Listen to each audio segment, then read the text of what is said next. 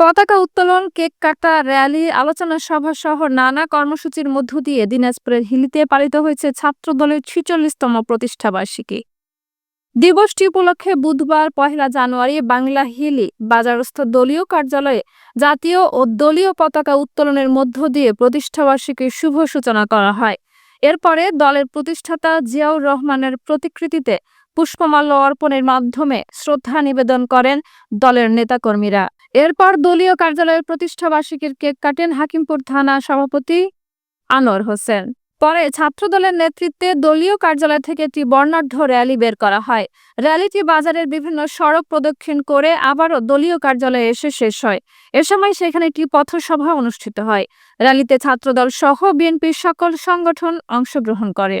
থানা ছাত্রদলের সভাপতি আনোয়ার হোসেনের সভাপতিত্বে অনুষ্ঠিত হয়। এ সময় উপস্থিত ছিলেন বিএনপি সভাপতি ফেরদৌস রহমান, সাধারণ সম্পাদক সাখাওয়াত হোসেন শিল্পী, যুগ্ম সাধারণ সম্পাদক এস.এম. রেজা বিপুল, পৌর বিএনপি সভাপতি ফরিদ খান, সাধারণ সম্পাদক নাজমুল হক, পৌর বিএনপি সদস্য সচিব রেইন সরকার সহ বিএনপির সকল অঙ্গ সংগঠনের নেতৃবৃন্দ। সভাটি সঞ্চালনা করেন থানা বিএনপি সদস্য সচিব শাহাদাত হোসেন সোহাগ।